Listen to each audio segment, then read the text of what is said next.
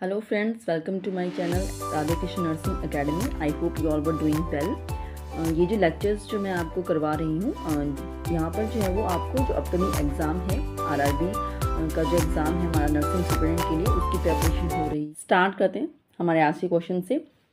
Gland which can be classified as an endocrine and an exocrine gland. ठीक है, तो ये जो ग्लैंड्स यहाँ पर मेंशन किए गए हैं यहाँ से आपने बताना है कि कौन सा एक ऐसा ग्लैंड है जो एंडोक्राइन और एक्सोक्राइन दोनों की तरह फंक्शन करता है। ठीक है, एंडोक्राइन जो ग्लैंड्स होते हैं वो जो है वो जो हार्मोन सीक्रेट करते हैं वो डायरेक्ट जो है वो ब्लड में सेंड कर देते हैं। ठीक है, और ये जो हमारे पास जो एक्सोक्राइन ग्लैंड होते हैं ये जो सिक्रीशंस को सीक्रेट करते हैं, ठीक है, उनको जो है वो जो स्किन या जो सेल के जो बॉडी जो सरफेस एरिया होता है उसके ऊपर जाके एग्जैक्ट जो एरिया होगा वहाँ पर जो है वो उसको डिलीवर करते हैं। ठीक है, उसको सीक्रेट करेंगे।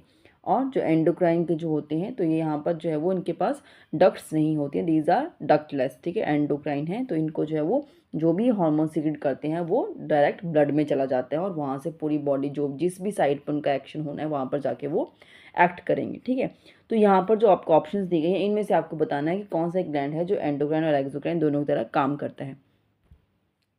Thyroid, thymus, pancreas and pituitary. ठीक है, तो मैं आपको बता दूं थायराइड जो है वो अगर आपसे कोई पूछता है कि लार्जेस्ट एंडोक्राइन ग्लैंड, ठीक है, यहाँ से आपके और भी क्वेश्चंस क्लियर हो जाते हैं। Thyroid is the largest endocrine gland. कैसा ग्लैंड है? Largest endocrine gland. ठीक है, और अगर कोई आपसे पूछता है सिर्फ लार्जेस्ट ग्लैंड, ठीक है, एंडोक्राइन नहीं पूछ रहा है, सिर्फ लार्जेस्ट की बात करेंगे तो आपने क्या लिखना है? लीवर। तो आपका आंसर क्या होगा? लीवर। बट अगर लार्जेस्ट एंडोक्राइन पूछेंगे तो थायराइड। ठीक है, और जो थाइमस जो ग्लैंड होता है ये हमारे पास चेस्ट में होता है, बिहाइंड द ब्रेस्ट बोन जो थाइमस ग्लैंड होता है। ठीक है, और ये टी सेल की प्रोडक्शन करता है। देन हमारे पास पैनक्रियास जो है वो आपको पता है, पैनक्रियास के पास जो है वो अल्फा बीटा डेल्टा सेल्स होते हैं जो ग्लूकागोन, इंसुलिन, स्टोमेटोस्टेटिन इन सबको सीक्रेट करता है। और हमारे पास एक है हमारे पास पिट्यूटरी ग्लैंड। ठीक है, तो जो हमारे पास जो है वो स्टिमुलेटिंग हार्मोन्स को सीक्रेट करता है। ठीक है, 2 लोब्स होते हैं हमारे पास पिट्यूटरी के। ठीक है, anterior and posterior lobe pituitary जो अलग अलग से हार्मोन सीक्रेट करते हैं, और ये मैंने जो प्रीवियस लेक्चर था उसमें इन डिटेल अच्छे से बताया है। ठीक है, तो यहाँ पर जो क्वेश्चन है उसका जो राइट आंसर है दैट इज द पैनक्रियास। क्या है आपका राइट आंसर? राइट आंसर है पैनक्रियास। पैनक्रियास जो है वो एंडोक्राइन और एक्सोक्राइन दोनों की तरह जो है वो एक्ट करता है। ठीक है, मैं आपको थोड़ा सा दिखा देती हूँ। यहाँ पर आप देखिए ये है हमारे पास एक्सोक्राइन। ठीक है, तो एक्सोक्राइन के बारे में बता रहे हैं कि ये जो है इनका जो कांटेक्ट होता है बॉडी सरफेस से, ठीक है, बाय डक्ट होता है। ठीक है, इनके पास डक्ट है, और जो एंडोक्राइन है यहाँ पर डक्ट नहीं होती है, तो इनकी जो डक्ट्स हैं वो बिल्कुल सरफेस तक जो है वो अपना जो भी सिक्रीशंस होती हैं उनको पहुँचा देते हैं। ठीक है, और जो एंडोक्राइन जो ग्लैंड्स होते हैं इनके पास जो है वो कोई कांटेक्ट नहीं होता है बॉडी सरफेस एरिया के साथ या कैविटीज़ के साथ। ठीक है, तो इनके पास कोई डक्ट्स नहीं है, तो ये जो भी हार्मोन सीक्रेट करते हैं डायरेक्टली कहाँ करते हैं? ब्लड में। तो आप ये देख सकते हैं ये एक्सोक्राइन ग्लैंड है और ये एंडोक्राइन ग्लैंड का फंक्शनिंग का जो है वो किस तरीके से वो फंक्शन करते हैं। ठीक है, यहाँ पर आप देख सकते हैं ये हमारे पास 7 एंडोक्राइन ग्लैंड्स हैं और ये एक्सोक्राइन ग्लैंड्स हैं जो जहाँ जहाँ जिसका जो जो एरिया है वहाँ पर जो वो अपनी सिक्रीशंस करते हैं उसी एक एरिया के पास। ठीक है, क्योंकि काफ़ी जो डिस्टेंस तक जो अपना चीज़ों को स्प्रेड नहीं कर सकते, तो उसी के सरफेस पे काम करना है, तो वहीं पर ही उनकी सिक्रीशंस होती हैं। ठीक है, तो आगे चलते हैं। नेक्स्ट क्वेश्चन देखिए। नेक्स्ट क्वेश्चन हमारे पास which of the flying sphincter does not prevent reflux of material. वैसे स्फिंक्टर जो है वो यूजली इस पर्पज से बनाए जाते हैं कि जो है वो कंट्रोल करके रखें। ठीक है, जो है वो बैक फ्लो ना होने दें। ठीक है, तो यहाँ पर पूछ रहे हैं कि विच of the flying sphincter does not prevent reflux of material. तो वो ऐसा प्रिवेंट करने का काम नहीं करता है बैक फ्लो का, प्रिवेंट जो रिफ्लक्स होने का जो है। ठीक है, जैसे कोई है तो वो जो है वो रिफ्लक्स होने से प्रिवेंट नहीं कर रहा है, ऐसा स्फिंक्टर आपको बताना है। ठीक है, तो हम आपके पास हैं lower oesophageal sphincter, gastroduodenal sphincter and ileocolonic sphincter and internal anal sphincter. ठीक है, तो ये आपके पास स्फिंक्टर है। यहाँ पर जो राइट आंसर है that is the internal anal sphincter. यहाँ पर जो right answer that is the internal anal sphincter. तो मैं आपको दिखा देती हूँ ये कैसे होते हैं। तो आप यहाँ पर देखिए हमारे पास इंटरनल एनल स्फिंक्टर भी हैं, एक्सटर्नल एनल स्फिंक्टर्स भी हैं। जो एक्सटर्नल हमारे पास है आप देखिए वो बाहर से हैं, और जो इंटरनल जो ब्लू कलर का शो किया वो अंदर है, ठीक है। जो एक्सटर्नल होते हैं वो वॉलेंट्री मसल्स हैं जो हेल्प करती हैं स्टूल को उसकी एक एनल कैनाल के पास रेस्ट करने के लिए, ठीक है, सो दैट कि वो एक फीकल कॉन्टिनेंस को कंट्रीब्यूट करता है। और जो इंटरनल एनल स्फिंक्टर है which is a ring of involuntary smooth muscles that help to maintain the faecal continence, ठीक है। तो ये रिफ्लक्स का काम नहीं कर रहा है, ठीक है। तो ये यहाँ पर एक ऐसा स्फिंक्टर था, ठीक है। और जो रिमेनिंग जो हमारे पास होते हैं जैसे लोअर एसोफेजियल स्फिंक्टर है, ठीक है, तो ये हमारे पास एसोफेगस और स्टमक के बीच में होता है, जो बैकअप जो फ्लो होता है उसको प्रिवेंट करता है इनटू द एसोफेगस से, ठीक है। और जो गेसो एसोफेजियल स्फिंक्टर है उसका भी जो है वो हमारे पास ये भी मसल फाइबर का एक रिंग होता है जो प्रिवेंट करता है स्टमक के एसिड को और जो फूड है from flowing back into the oesophagus, ठीक है। और जो इलियो सीकल जो स्फिंक्टर है ये इसे हम इलियो सीकल वाल्व भी बोलते हैं, और ये स्फिंक्टर मसल्स हैं जो कंट्रोल करती है फ्लो ऑफ डाइजेस्टिव फूड को, ठीक है, स्मॉल इंटेस्टाइन से लार्ज इंटेस्टाइन में प्रिवेंट करती है, ठीक है। तो आगे चलते हैं नेक्स्ट क्वेश्चन की तरफ। नेक्स्ट क्वेश्चन हमारे पास active transport of substance from blood into the nephron, ठीक है। तो नेफ्रॉन का स्ट्रक्चर आपने देखा होगा, मैंने प्रीवियस लेक्चर्स में भी उसको नेफ्रोटिक सिंड्रोम के जब क्वेश्चंस डिस्कस किए थे तो वहाँ पर हमने इसको डिटेल में किया हुआ है, ठीक है। तो जो एक्टिव ट्रांसपोर्ट ऑफ सब्सटेंस की बात हो रही है जो ब्लड से नेफ्रॉन में जाएगा वो जो है वो कौन से जो है वो फॉर्म में होता है, filtration, tubular secretion, tubular absorption and osmosis. So the right answer is the tubular secretion, ठीक है। तो ये भी मैं आपको दिखा देती हूँ। हमारे पास फर्स्ट है glomerular filtration, then tubular reabsorption होता है, then tubular secretion, then water conservation, ठीक है।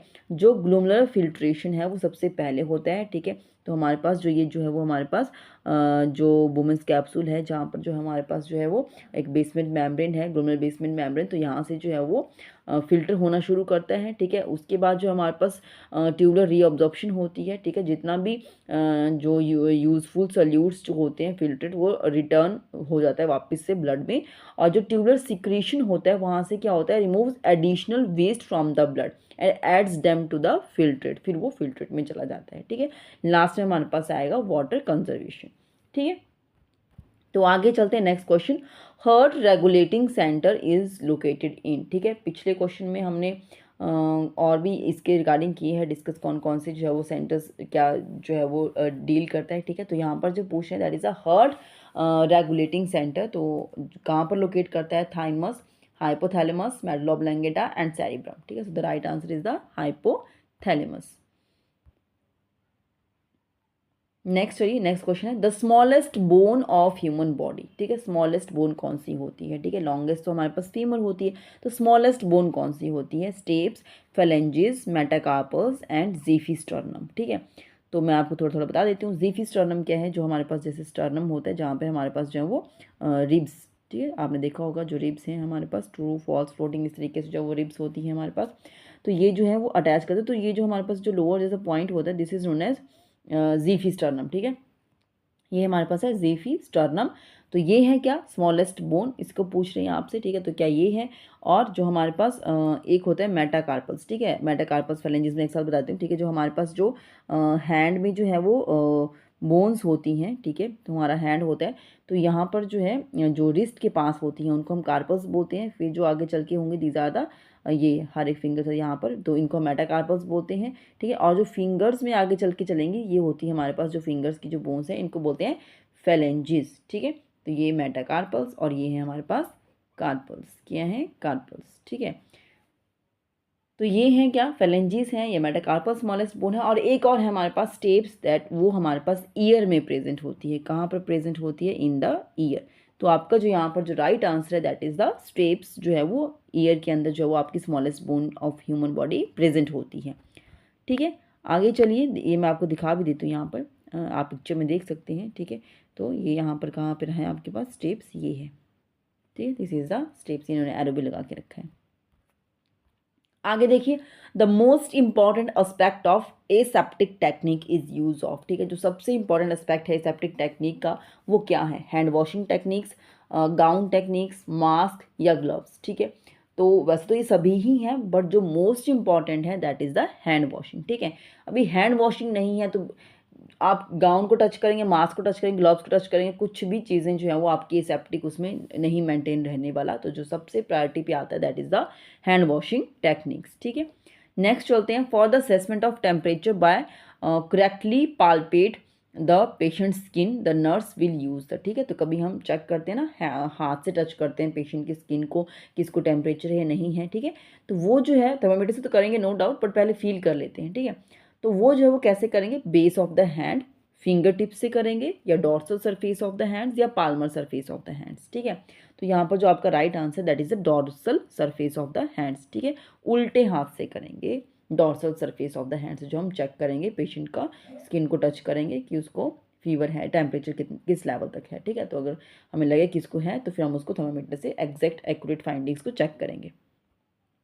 नेक्स्ट क्वेश्चन देखिए, विच of the following infectious agents can be transmitted by blood transfusion, ठीक है। तो कौन सा इन्फेक्शियस एजेंट है जो ब्लड के थ्रू जो है वो ट्रांसमिट करता है, ठीक है। तो मीन्स अगर किसी को जो है वो हम ब्लड ट्रांसफ्यूजन कर रहे हैं तो वो ट्रांसफ़र हो सकता है या नहीं, तो वो पूछ रहे हैं, ठीक है। तो hepatitis B virus, HIV and plasmodium and all, ठीक है। तो यहाँ पर आपको पता होना चाहिए हेपेटाइटिस बी जो है वो भी ब्लड के थ्रू ट्रांसफ़र करता है, और जो हमारे पास जो है ह्यूमन इम्यूनो डेफिशिएंसी जो वायरस है, ठीक है, तो ये भी। और हमारे पास जो प्लाज्मोडियम जो हमारे पास जो है, ये जो प्लाज्मोडियम है ये आपके पास एक पैरासाइट है, जिसे हम वैसे प्रोटोजोआ भी कहते हैं, ठीक है। तो ये प्रोटोजोल पैरासाइट है, क्या है, प्रोटोजोल पैरासाइट, ठीक है। प्रोटोजोल पैरासाइट है जो पहले तो आप जो है वो दो बॉडीज़ में जाके जो है वो अपनी लाइफ साइकिल को कंप्लीट करता है ये प्रोटोजोआ। फर्स्ट जो है वो उसका फीमेल एनाफिलीज, ठीक है। तो पहले किस में जाता है, फीमेल एनाफिलीज जो मॉस्किटो होता है उसमें, और फिर ह्यूमन की बॉडी में जाएगा। हाफ साइकिल इसकी यहाँ पर कंप्लीट हो जाती है इसकी बॉडी में, देन हाफ जो ह्यूमन की बॉडी में कंप्लीट करता है, ठीक है। तो उसका जो है वो साइकिल चलती है, गैमेट्स उसकी फॉर्मेशन और कहीं पे मैचुरेशन होता है, तो वो अगेन वैसे ही साइकिल चलती रहती है, उनकी पैरासाइट है, ठीक है। और इसकी क्या कॉज करता है, मलेरिया कॉज करता है, ठीक है। और प्लाज्मोडियम फैल्सीफेरम जो पर्टिकुलर इसकी जो स्पेसिस है वो जो है वो डेडली होता है, मीन्स उसमें जो है वो बहुत ही क्रिटिकल सिचुएशन हो सकती है, ठीक है। तो यहाँ पर क्या है, सभी जो है वो मच्छर के काटने से हो रहा है, तो ह्यूमन की बॉडी में वो ब्लड के थ्रू ट्रांसफर कर रहा है, ठीक है। तो हेपेटाइटिस, HIV एंड प्लाज्मोडियम ये सभी जो है वो ब्लड ट्रांसफ्यूजन के थ्रू जो है वो ट्रांसमिट करते हैं। तो यहाँ पर जो आपका राइट आंसर होगा that is the all of the above. Next question देखिए, nurse patient ratio in ICU for 24 hours should be, कितना होना चाहिए नर्स पेशेंट रेशियो ICU में फॉर 24 आवर्स, 1:1, 2:1, 3:1 एंड 1:3, ठीक है। तो यहाँ पर जो राइट आंसर है that is the 1:1, means 1 nurse और 1 पेशेंट, ठीक है।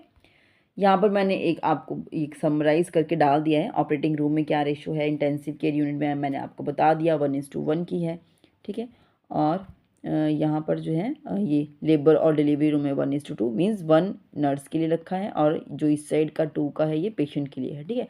पीडियाट्रिक में 1:3, इमरजेंसी 1:3, मेडिकल सर्जिकल साइकेट्रिक ये इस तरीके से हैं, तो आप इसको याद कर सकते हैं, ठीक है। आगे चलते हैं, which of the following is use to assess the level of consciousness, ये पहले बहुत सारी बार मैं इसको चीज़ों को रिपीट कर चुकी हूँ। अब ग्लास स्कोरिंग पे तो अलग से लेक्चर भी आपको दिखने को मिलेगा मेरे चैनल पे, ठीक है। और ग्लास ग्लूकोमा स्केल तो जो भी मेरे स्टूडेंट्स हैं, जो प्रीवियस जितने भी क्वेश्चंस जो हैं वो मैं कर रही हूँ, कहीं पे भी जितनी बार भी आता है मैं उतनी बार इसको एक्सप्लेन करती हूँ, ठीक है। कितना इसका स्कोर होता है, टोटल इसका क्या स्कोर है, क्या इसमें जो हम पैरामीटर्स चेक करते हैं, सब मैंने इसमें बताया हुआ है बहुत अच्छे से, ठीक है। हाईएस्ट स्कोर, लोएस्ट स्कोर बहुत अच्छे से, तो आप प्रीवियस लेक्चर्स को भी सुनिए ताकि आपको वो चीज़ें और भी साथ साथ क्लियर होती रहें और रिवाइज होती रहें, ठीक है। तो आपको मैं फिर भी थोड़ा सा बता देती हूँ, अपगार स्कोरिंग जो है वो हम न्यूबॉर्न में करते हैं एट 1 और 5 मिनट्स के ऊपर, ठीक है। कुछ प्रोटोकॉल के अकॉर्डिंग अब इसको स्टॉप भी कर दिया गया है, बट इसमें जो है वो हम पेशेंट का जो बच्चा है हमारे पास न्यूबॉर्न, उसका जो है वो हम उसमें अपीयरेंस, उसका पल्स, ग्रेमियस, एयरवे, ठीक है, उसका रेस्पिरेटरी, ये सब हम इसमें चेक करते हैं।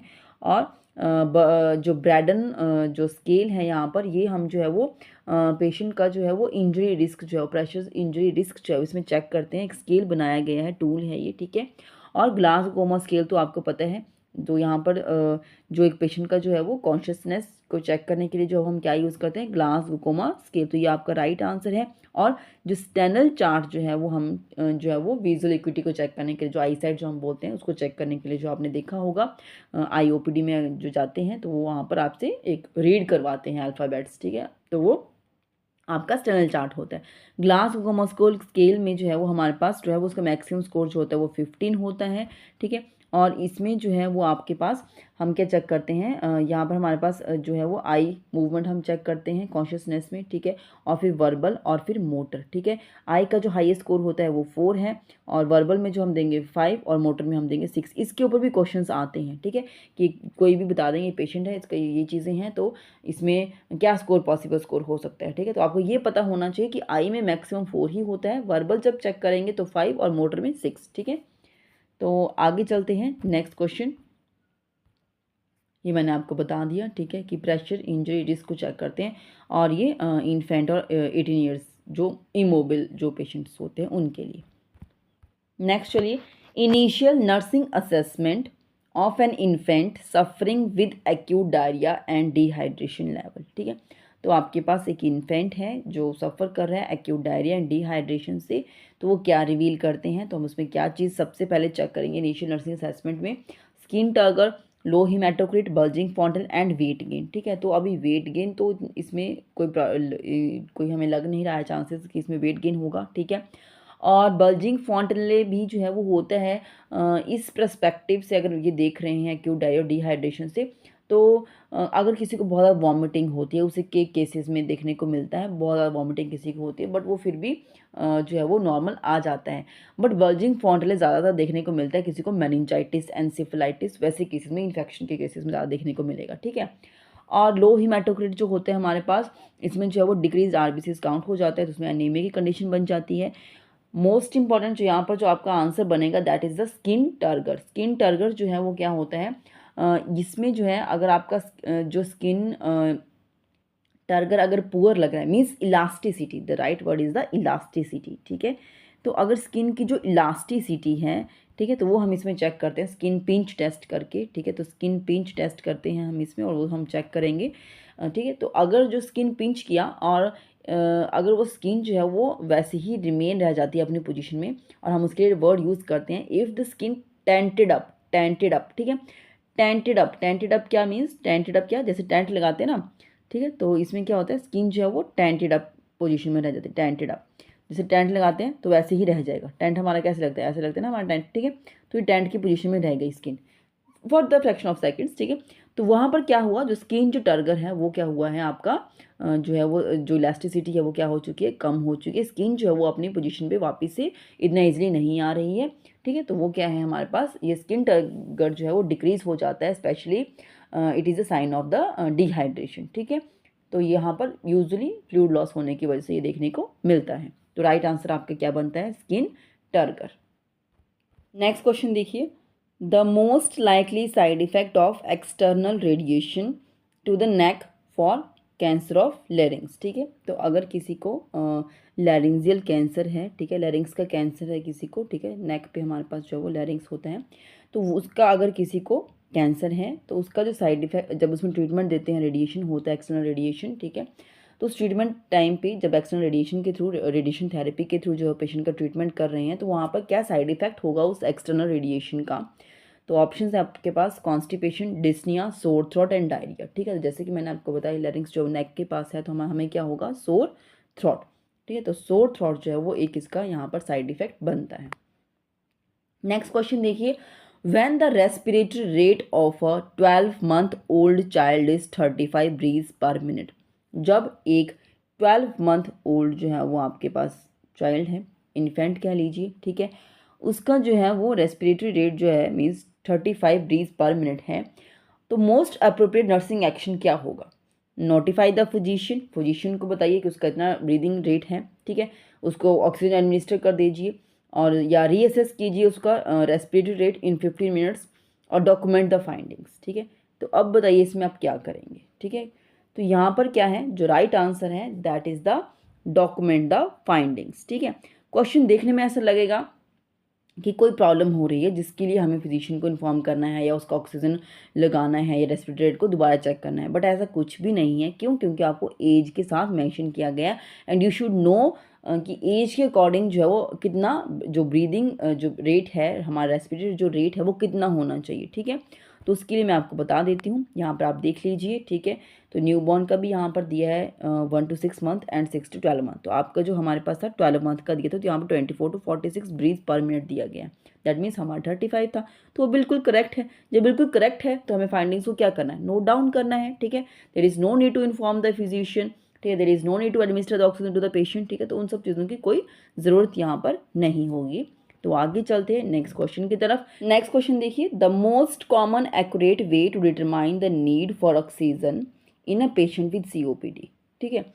तो हमें सबसे जो एक एक्यूरेट जो वे है ये डिटरमाइन करने का कि पेशेंट को ऑक्सीजन की नीड है, और specially when the patient is COPD का पेशेंट है हमारे पास, ठीक है, क्रॉनिक ऑब्स्ट्रक्टिव पल्मोनरी डिजीज़, ठीक है। तो क्रॉनिक ऑब्स्ट्रक्टिव पल्मोनरी डिजीज़ का पेशेंट है, तो वहाँ पर हमें ऑक्सीजन की नीड पेशेंट को है, तो सबसे एक्यूरेट वे क्या है डिटरमाइन करने का, observing the skin colour, noting changes in the vital science, asking how the patient feels and blood gas analysis, ठीक है। तो उसका स्किन कलर ऑब्जर्व कर लो, उसके वाइटल साइन चेक कर लो, और पेशेंट से पूछ लो क्या वो कैसा फील हो रहा है, या हम उसका क्या करेंगे, ब्लड गैस एनालिसिस जो हमारे पास है, आर्टिलर ब्लड गैस एनालिसिस जो है वो हम उसका ABG एनालिसिस जो करवाएंगे, ठीक है। तो इसमें हम चेक करते हैं पेशेंट के ब्लड में कितना amount of oxygen carbon dioxide है, तो उसके बेसिस के ऊपर जो हम आइडेंटिफाई कर पाएंगे कि पेशेंट को ऑक्सीजन की ज़रूरत है या नहीं है, ठीक है। नेक्स्ट क्वेश्चन देखिए, among the vaccines polio is the most sensitive to heat requiring storage at, ठीक है। तो अमंग द वैक्सीन जो है वो पोलियो जो है वो मोस्ट सेंसिटिव टू हीट है, ठीक है। तो ये भी आपको एक क्वेश्चन यहाँ से भी इसका आंसर क्लियर हो रहा है कि अगर आपसे कोई पूछता है कि मोस्ट सेंसिटिव जो वैक्सीन है उसमें ऑप्शंस दी होंगी, तो आप जो है वो पोलियो को वहाँ पर आंसर कर सकते हैं, ठीक है। यहाँ पर क्या है, जो ऑप्शंस हाँ आप देख लीजिए, इसको स्टोर कहाँ पर करना है, -0 degree Celsius, -20 degree Celsius, -10 degree Celsius या -30 डिग्री सेल्सियस। यहाँ पर जितना भी जो ये कम्युनिटी का क्वेश्चंस हैं, ठीक है, तो कम्युनिटी का जो है वो एक कंप्लीट जो है वो प्लेलिस्ट जो है वो 10 लेक्चर्स की जो आपको मेरे चैनल पे मिल जाएगी। वहाँ पर जो मेरे व्यूअर्स हैं जो भी एक बार ये 10 लेक्चर्स अटेंड करेंगे, आई प्रॉमिस यू गाइस कि उनको अटेंड करने के बाद आपको ये नहीं लगेगा कि आपने सिर्फ कुछ एक 200 या 300 ऑब्जेक्टिव क्वेश्चंस को स्टडी किया, आपको लगेगा कि आपने एक काफ़ी ह्यूज अमाउंट में एक सब्जेक्टिव नॉलेज लिया है रिगार्डिंग द पर्टिकुलर सब्जेक्ट, ठीक है। तो ये सब चीज़ें मैं वहाँ पर बहुत अच्छे से डिटेल में करवा चुकी हूँ। तो यहाँ पर जो है वो हमारे पास इसका राइट आंसर जो बनता है that is -20 degree Celsius temperature पर जो है वो हम इसको स्टोर करते हैं, ठीक है।